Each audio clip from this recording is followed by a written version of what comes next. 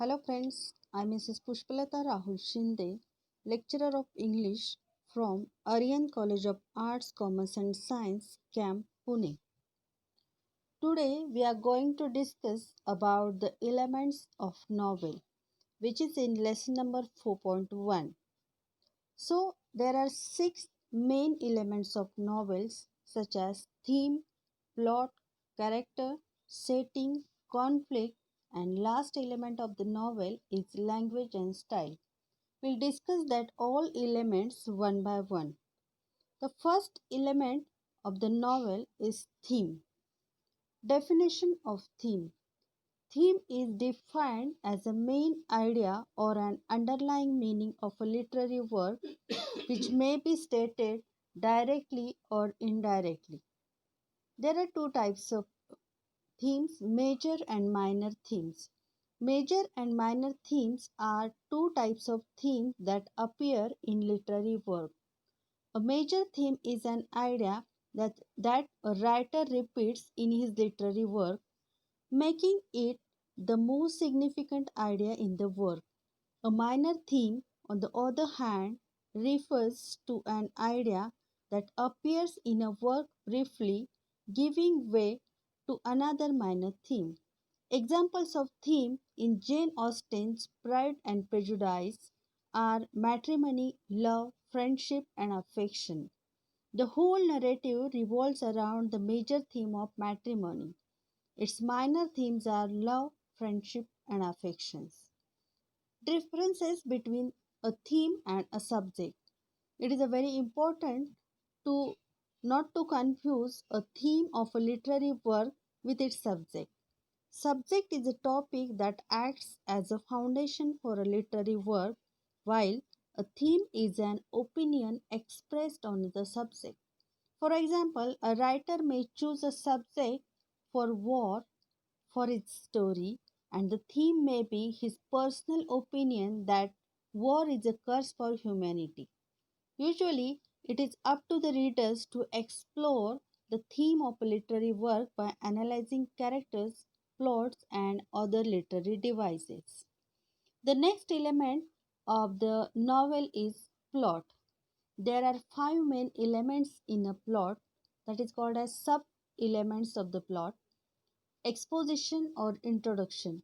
This is the beginning of the story where characters and settings are established. The conflict or main problem is introduced as well.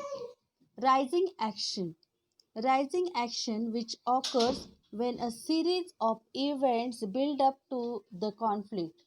The main characters are established by the time the rising action of a plot occurs, and at the same time, events begin to get complicated.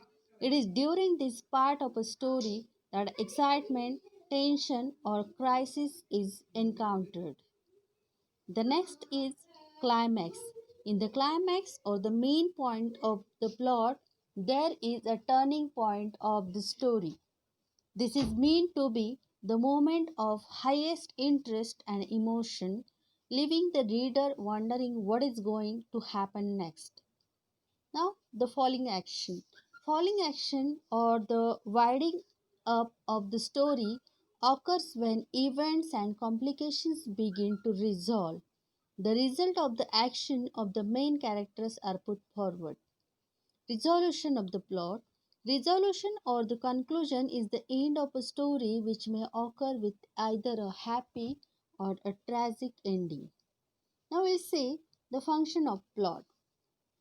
A plot is one of the most important parts of a story and has many different purposes. Firstly, the plot focuses attention on the important characters and their roles in the story. It motivates the characters to affect the story and connects the event in an orderly manner. The plot creates a desire for the reader to go on reading by absorbing them in the middle of the story, ensuring they want to know what happens next. The plot leads to the climax, but by gradually releasing the story in order to maintain readers' interest.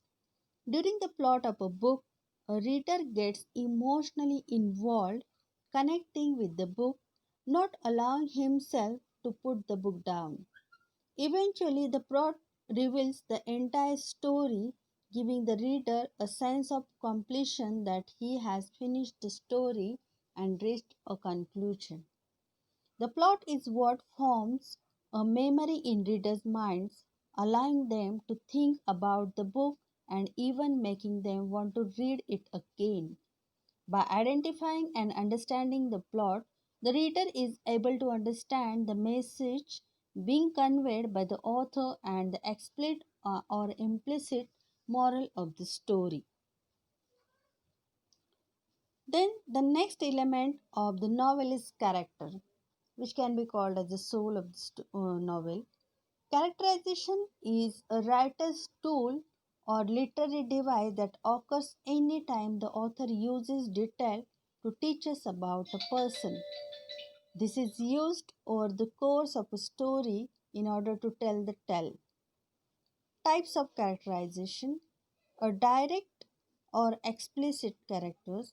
This is clearly informative and often uses the narrator, the protagonist, or the character themselves. The narration: Clara had always been a smug, wicked little princess is a form of direct or explicit characterization, as is the line of a dialogue: Nicholas will never stop until he gets what he wants. He's crazy. This is a very nice example of the direct character. The next type of characterization is indirect or implicit character. This more subtle method of characterization relies on you, the reader, to decide for yourself what it means. Indirect or implicit characterization uses behavior, speech, and appearances, as well as the opinions of other characters. Although other characters can be used to make direct characterization, means Nicholas is crazy, they can also be used to make indirect characterization about themselves. Figuring out what it all means is most of the fun, and it's the reason fans of certain books, shows, and movies can argue with about whether or not a certain character is good or evil or in love. They have interpreted the characterization differently. Now, what is the importance of the characterization? Modern storytelling usually emphasizes characterization even more than classical literature. This is because characterization is the major tool in the plot driven narrative. They can quickly connect the reader to the character without taking them out of the action. When you are busy moving characters from one place to another, making things happen to them, it's clumsy to suddenly stop, get inside of Tom's head, and drift around with his thoughts for a while.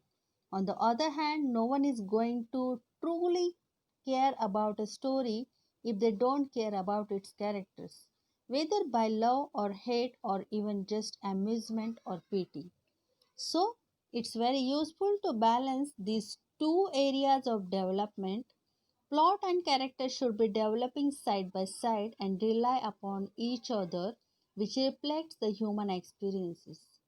After all, how much of our own plots are related to our decisions, and how much of it is totally random and disconnected from what we do.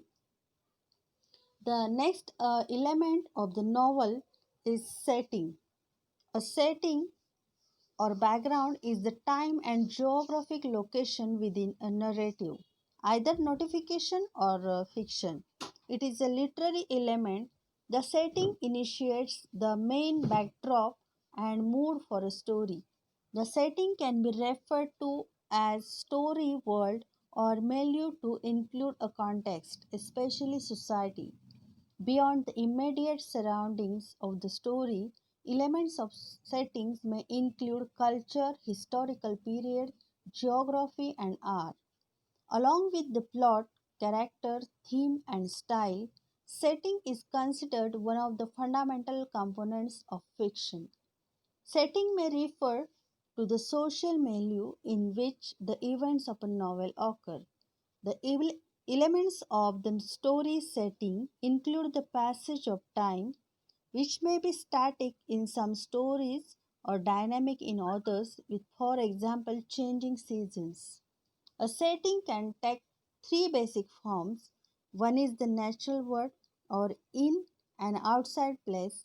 In this setting, the natural landscapes of the world play an important part in a narrative, along with living creatures and different times of weather conditions and seasons. The second form exists as the cultural and historical background in which the narrative resides. Past events that have impacted the cultural background of characters or locations are significant in this way. The third form of a setting is a public or private place that has been created, maintained, and or resided in by people. Example of this include a house, a park, a street, or a school, etc. Now, the main important element of the novel is a conflict, and conflict gives speed or motion to the story of the novel. Literature would be a little boring without conflict. As painful as it is to read about our favorite characters going through hardships, these struggles are necessary to keep us engaged, entertained, and turning pages. Given the amount of literature in the world, it is inevitable that there will be a variations in the types of conflict characters experience. Of course, each type is not mutually exclusive. Stories often have overlapping struggles containing multiple characters and storylines.